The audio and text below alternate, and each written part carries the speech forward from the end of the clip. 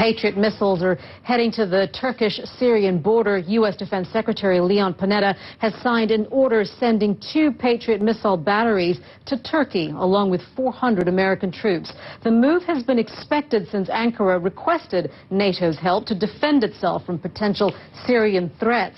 Meanwhile, Russia is backtracking from comments about Syrian President Bashar al-Assad. On Thursday, a top diplomat suggested the Assad regime could fall. Well, fighting in Damascus has escalated. Now, this map is supplied by a U.S. think tank, and they say they got it from a Syrian Republican Guard source. The areas in red are said to be under rebel control.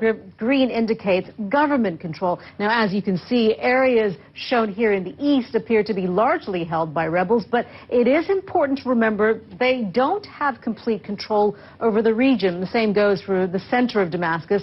Even though it is held by the rebels, the regime, I should say, the rebels are still attacking. And one rebel brigade is vowing to step up the fight for the capital. Nick Payton-Walsh joins us now live from CNN Beirut. Nick, tell us a little bit about, first of all, these U.S. Patriot missiles and personnel bound for Turkey. How does this change the dynamics of this war?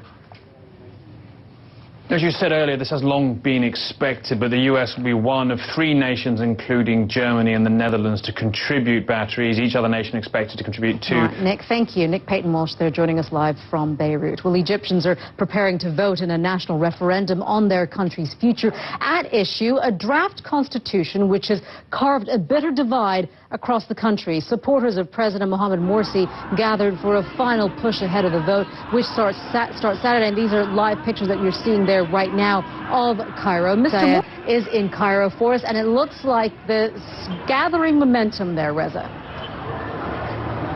Well, momentum for the supporters of the president, not so much momentum for the opposition, Monita. We've been out here at Tahrir Square 4 Fridays in a row, and by far... Reza, thank you. Reza Sayed live there for us from Cairo. You are watching Newsstream. Coming up, celebrations in Pyongyang as... Welcome back. You're watching Newsstream, and here is a visual rundown of the stories that we're covering. Take a look at the top row there. We updated you on the latest in the Syrian crisis, and then, of course, the situation in Egypt. Now let's take you to North Korea. Outside the country, North Korea's rocket launch this week was met with widespread condemnation, but inside the secretive nation, different story. This was the scene. State TV showed crowds cheering what they view as a momentous event in the nation's history. We turn now to Japan, which is preparing to elect a new prime minister this weekend. The nation is still struggling to recover from last year's earthquake and tsunami, and for residents in one small town, the election feels like a world away. Alex Zolbert reports. Coastal areas in Ishinomaki still show the scars from the tsunami of March 2011.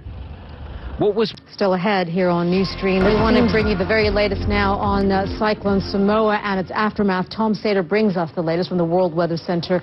Tom. This is devastating, Monita. This is the time of year, the end of the year, where our focus of tropical systems shifts from the northern hemisphere to the southern hemisphere, and the forecast calls for an average to above average season from the northeastern areas of Australia. Not the best of news. Right. Yeah, devastating pictures there indeed. Tom, thank you very much for that update. We appreciate that.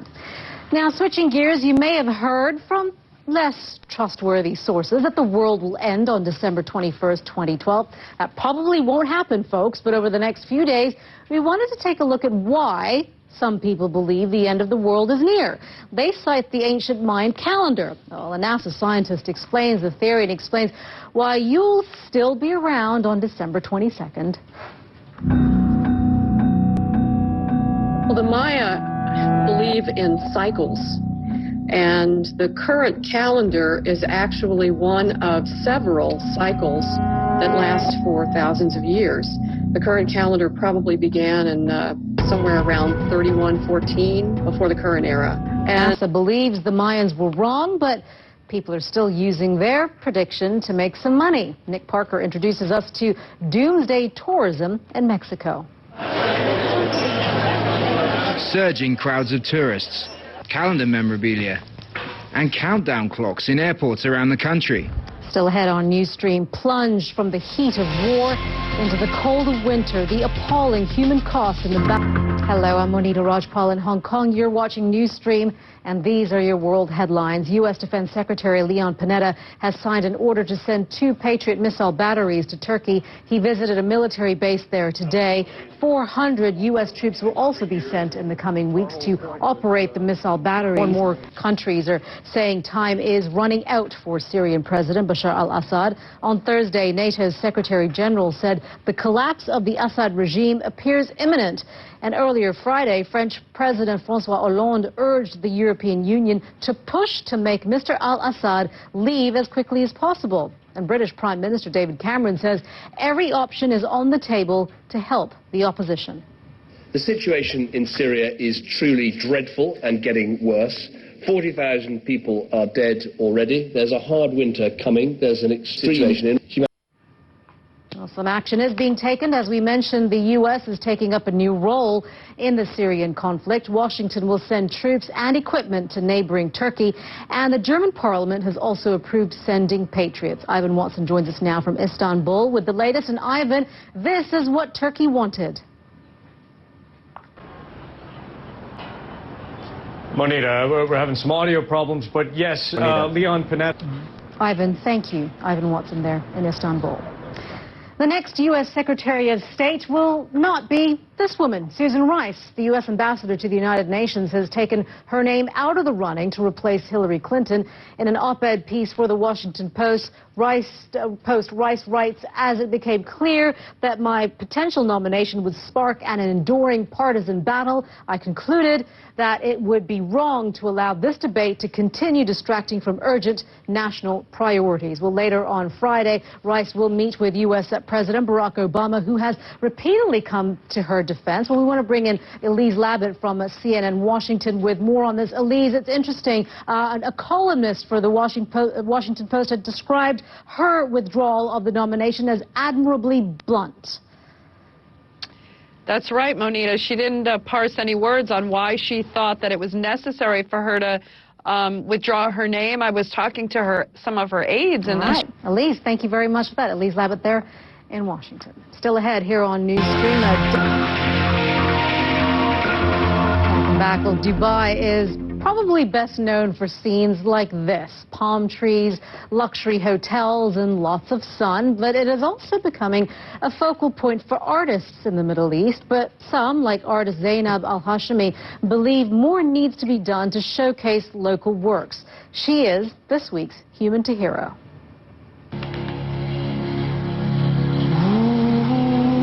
Welcome back. European football's governing body is under fire after handing out what many consider was a lenient penalty for racist abuse. Alex Thomas joins us now from London to explain the controversy. Alex. Manita, English football officials have criticised UEFA for what they believe are weak sanctions handed out to the Serbian Football Association. All right, Alex, thank you very much for that. Well, he invented something so common that you probably don't even notice it anymore. The inventor of the barcode has died. Norman Joseph Woodland invented the Universal Product Code all the way back in 1949, but the technology to read the codes didn't exist for another 2 decades, and that's when Woodland worked with IBM to make a laser scanner to read barcodes. And in 1974, the first ever product containing a barcode was scanned at a supermarket in Ohio, a packet of juicy fruit, chewing gum. But barcodes aren't just used for speeding up supermarket checkouts. They're on concert tickets. Some airports use them to sort out suitcases. They're even used on hospital bracelets to access patient information, all because of the work of Norman Joseph Woodland, who died on Sunday. He was 91. And that is Newsstream for this Friday. But the news continues at CNN. World Business Today is next.